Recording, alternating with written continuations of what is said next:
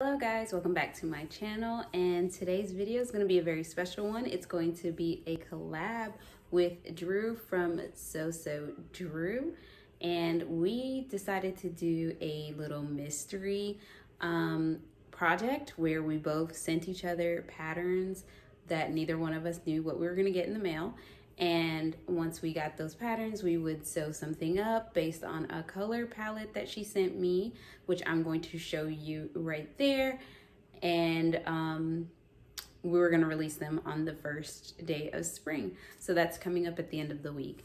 And I'm really excited about this project, and I hope you guys enjoy. So once you're done watching this video, please head over to Drew's channel, which will be linked in the description bar below, so that way you can see what I sent her and what she made. So this is the pattern I got, and it's an advanced pattern, 3065. It's a 1940s pattern, and it is unprinted. She chose this pattern because it's very breastfeeding friendly, so I'm so appreciative of that. That's the first thing I thought when I saw it, was like, oh my gosh, I can breastfeed in it. And Drew's a mom too, so she definitely knew what pattern to pick. She was on it with that one.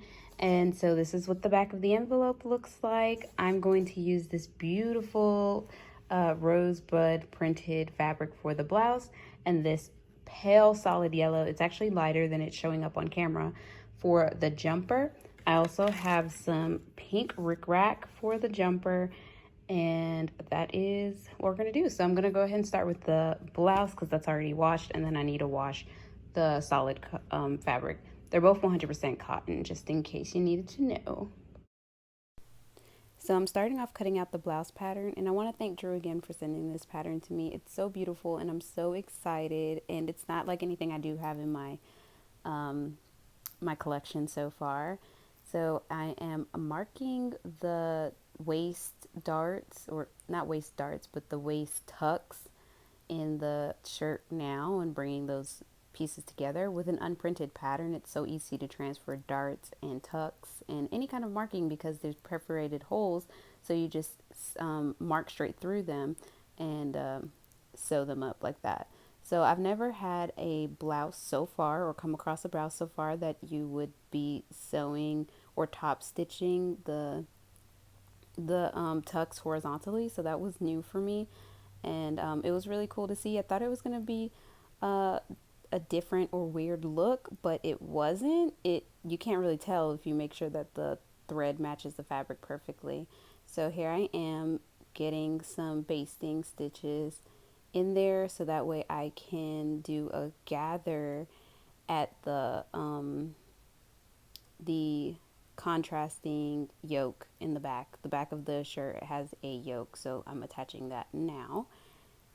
And then we will move on to marking the front pieces. And this piece was kind of funny because I accidentally put them in the same direction on accident, and I didn't realize till the collar and everything was completed. So I had to undo it.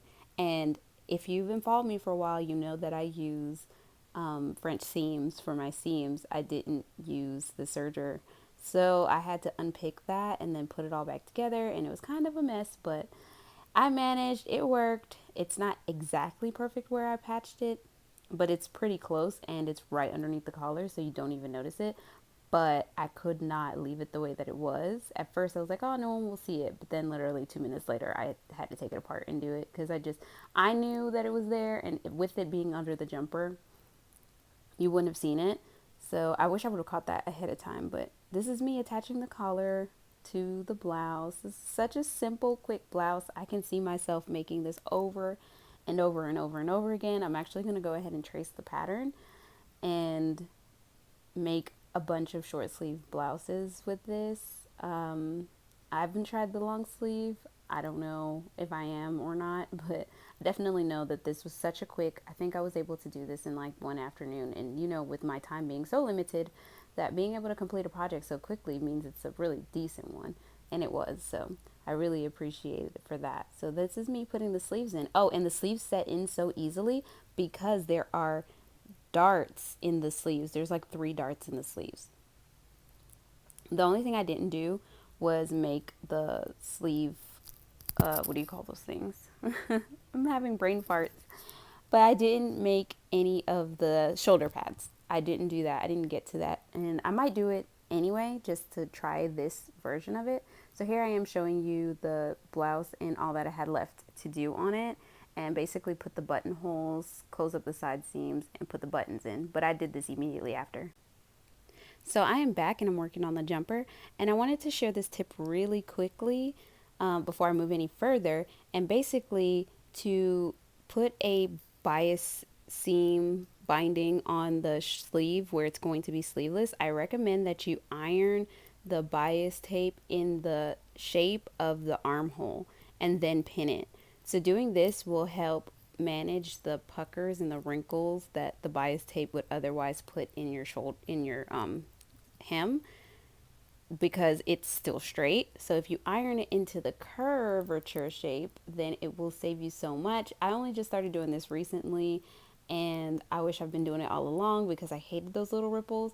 But I'll show you, it does come out really smooth. And in the example that I show you, it's just a little wrinkled, but there's no actual puckers in it. And once you press it out that last time, it will lay completely flat, and I really appreciate that. So don't forget to iron your bias tape into the shape.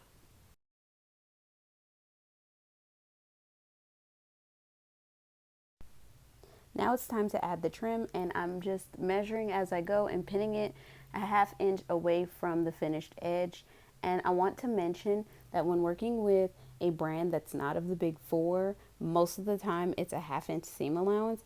And I've noticed in the big four, if it's a pattern from the 40s or earlier, the seam allowance is also in ½ inch. So please make sure to check that before you start your project. You should check that on all vintage patterns, but especially those that aren't big four patterns or patterns that are older than the 50s if you're using a big four pattern. So now I'm just attaching the skirt. The back is gathered on this skirt and the front is not, and I'm attaching it to the bodice of the jumper. And then after that, I have to put a casing on it on the inside. So there's like a small drawstring on the inside of the skirt, and then you put the belt over the top. And here I am just putting on more trim onto the bottom of the dress because the more rickrack, the better. And then I sew the seam on, the hem on by hand after this. So thank you guys so much for watching. I hope you enjoyed this video. It was a pleasure to be able to work with Drew. And don't forget to check out her channel where she makes the pattern that I sent her. Thank you guys. Don't forget to like and subscribe. Bye.